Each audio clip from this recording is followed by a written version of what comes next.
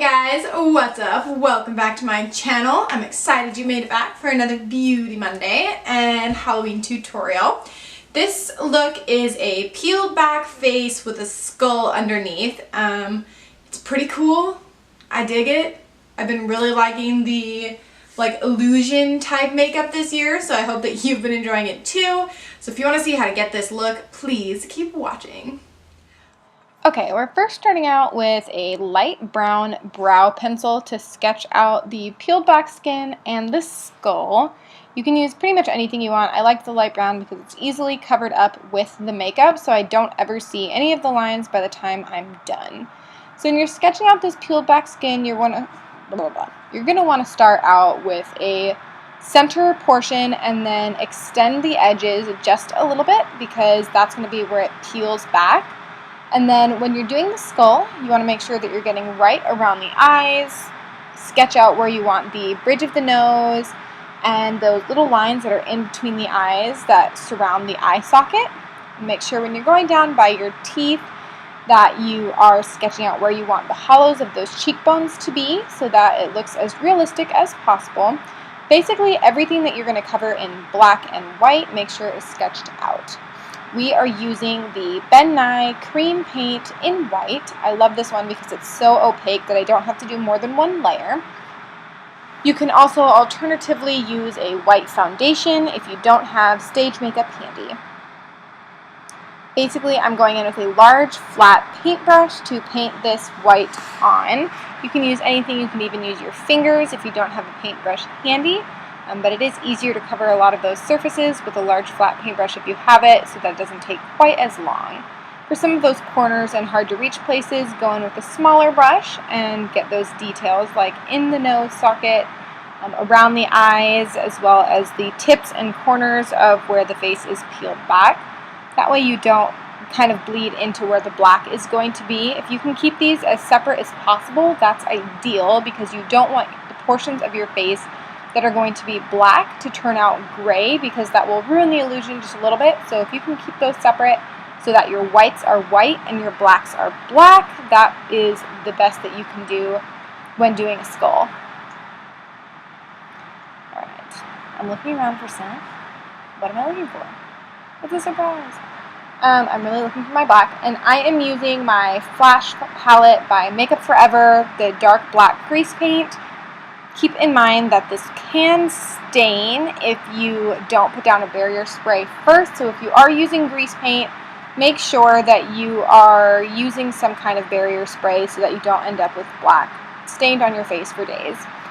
I'm just filling in that eye socket, and as I mentioned before, leave that outer portion that you sketched out earlier blank, so don't get your black in there because we are going to be painting that with red and we don't want that to bleed into the black because it's hard to cover.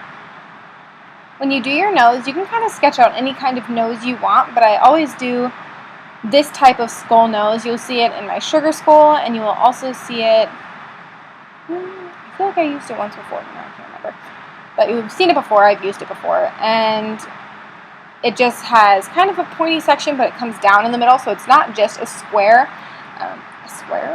My nose is never a square. Not just a triangle, because that looks kind of boring on the face, so it just adds a little something so that you're looking at more than just one block of black on your nose. And now I am going in with a very thin angled brush with some of that black, and I'm starting to sketch out the eye sockets in between the nose and above the brow, and using my finger to kind of blend that out just a little bit. You want these to be shadows where a skull would have indentations and other things like that. So this is the part where you do want those areas to be gray, and you do want them to be blended out really easily because you don't want to see a lot of lines. You really want it to be shaded appropriately because if you're looking at a real skull, there aren't any harsh lines. It's all shadows where the light is going to hit the face. So try and be as accurate as possible with these shadows. Think about where the light would naturally hit your face and make your shadows according to that. Now we are moving on to doing the teeth. This is the hardest part for me always. It's the hardest part when I'm drawing skulls. It's the hardest part when I'm painting them on my face. It's just difficult to get teeth in the right place over top of your lips. So take your time with this, and don't worry if they don't look perfect. Most skull makeups don't have perfect teeth unless you're amazing. Also, don't worry about my cats. They're just hanging out and meowing in the background. When you are doing these teeth as well, make sure in between each tooth is lightly shaded, as well as go in the inner part of your lip and shade that as well, because you're going to want that space where there would be a slight space between the upper teeth and the lower teeth. I can't really see what I'm doing there. So I'm going back over top to make sure each tops of these teeth are shaded so that it looks like they're separate in their own teeth and it's not just a straight line with lines drawn on it like rectangles. So I went in, you can see, and added some more shadows around the top portion of that skull and the bottom portion where the skin is peeling back, because it would naturally have a shadow cast in those areas. And I am painting over the extra portion that we drew at the beginning of this video with my red. And I'm just using the Ben Nye cream paint in blood red. And it's a little bit brighter because I'm going to go on the outer portion with a darker color red, because that is going to show dimension to this red, so it's not all one color. The moral of painting on your face is you want it to be full of dimension and as realistic as possible, so you never just want it to be one color. So if we want it to look as bloody and realistic as possible, we're going to go in with this lighter red first, because that's going to be kind of the highlight shade, and then mix the dark red on the outside. And that dark red is going to be, I think it's Ben Nye cream paint in mauve or maroon. They're the same color.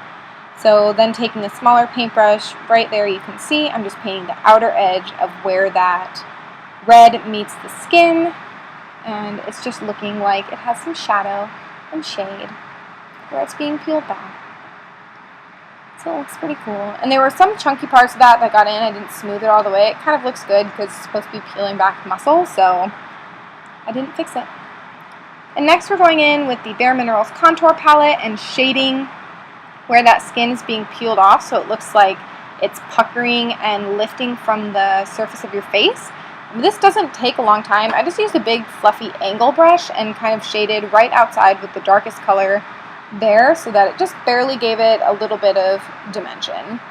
And then I'm using a black color from the Too Faced I Want Candy palette. It's just a matte black eyeshadow and shading where I would think that skin would naturally shadow over my face if somebody was holding that skin and peeling it back. And then the last part of this look is doing the stitching that's on the top and bottom of this skull. And you just want to add little dots where those would go into the skin, and I use the black paint that we used earlier and use the same dark red color as the holes in the face.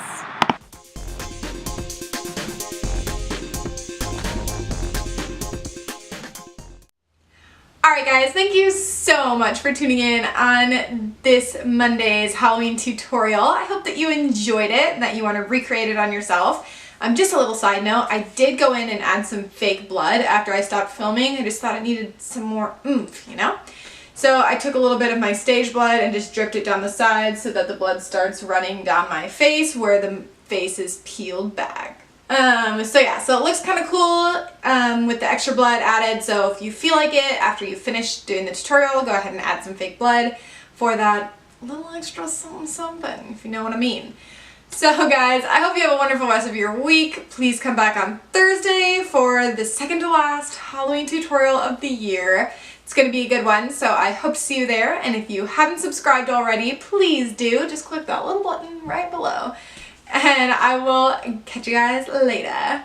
Bye!